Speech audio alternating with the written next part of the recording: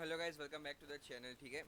आज के वीडियो में हम बेसिकली एक क्रेज़ी इंफॉर्मेशन शेयर करने वाले हैं कि जो सीएनजी का प्राइस है, ठीक है, सीएनजी का प्राइस दिल्ली एनसीआर रीजन के अंदर वो 83.9 किलो हो गया है। मतलब 2 रुपये के आसपास है ना प्राइस बढ़ा है। ठीक है।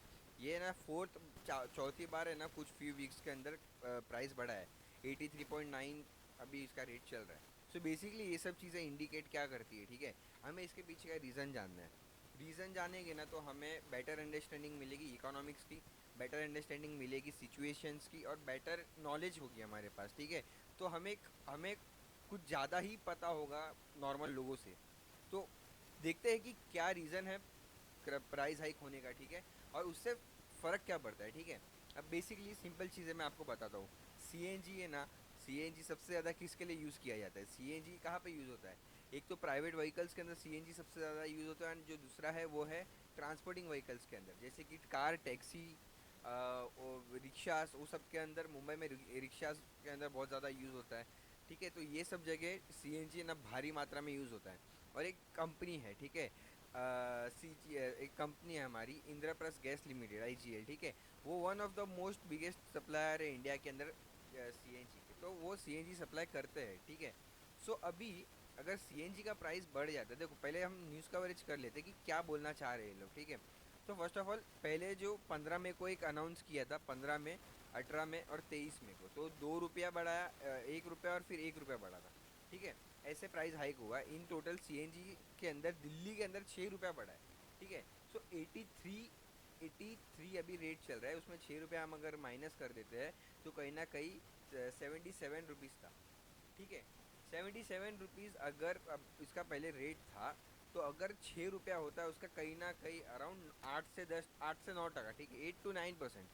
अब 8% से अगर प्राइस हाइक हो रहा है तो कहीं ना कहीं जो फेयर है, ठीक है, फेयर मतलब जो खर्चा है कंपनीज का, जो ट्रांसपोर्टेशन है, जो नॉर्मल लोग कम्यूट करते हैं वो कम करेंगे। ठीक है। कभी ये यहाँ पे ये चीज़ देखने वाली है, ग्लोबली क्रूड ऑयल प्राइसेस ने स्पाइक दिया है।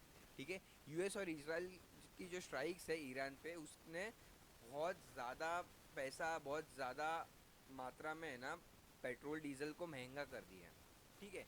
महंगा कर दिया, इसकी वजह से क्या हो रहा है कि स्ट्रेट ऑफ हॉर्मुज बंद है, तो खर्चा ज़्यादा लग रहा है, किल्लत ज़्यादा है, सब सीधी बात है, सप्लाई कम है तो डिमांड ज़्यादा है तो प्राइस बढ़ेगा। ठीक है। तो यहाँ पे जस्टिफाइबल चीज़ें ये है कि हमें ना यहाँ पे कम यूज़ करना है, यूज़ कम करना है। तो हमने लोगों को तो कह दिया कि हम यूज़ कम करेंगे। ठीक है। लेकिन अभी हम उसको पावर में कैसे लाए, हम उसको फॉलो कैसे करवाएं? हम कमोडिटीज़ का प्राइस और बढ़ा देंगे। अभी मुझे पता है कि मैं अगर पब्लिक ट्रांसपोर्ट से ट्रैवल करूँगा तो 10 रुपये लगेगा, और मैं मेरी कार से करूँगा तो मुझे ज़्यादा महंगा पड़ेगा। ठीक है। तो इसकी वजह से लोग क्या करेंगे, पब्लिक ट्रांसपोर्ट में जाना ज़्यादा प्रीफर करेंगे। ये एक बेसिकली तरीका होता है गवर्नमेंट का सिचुएशंस को कंट्रोल करने का। ठीक है। और ये यहाँ पे नहीं, पूरे वर्ल्ड में हर जगह फैलाया जाता है।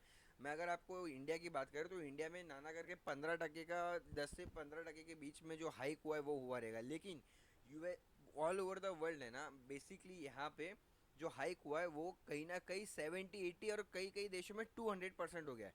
समझो 100 रुपये का पेट्रोल था तो दूसरे देशों में अभी 300 रुपये में बिक रहा है। ठीक है।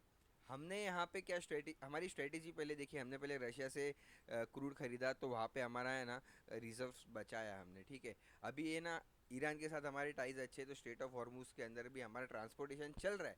लेकिन यूएसए को वो पसंद नहीं है कि यूएसए की चीज़ें रुक रही है लेकिन इंडिया की नहीं रुक रही है। ठीक है। तो उन्होंने सबका ही बंद कर दिया।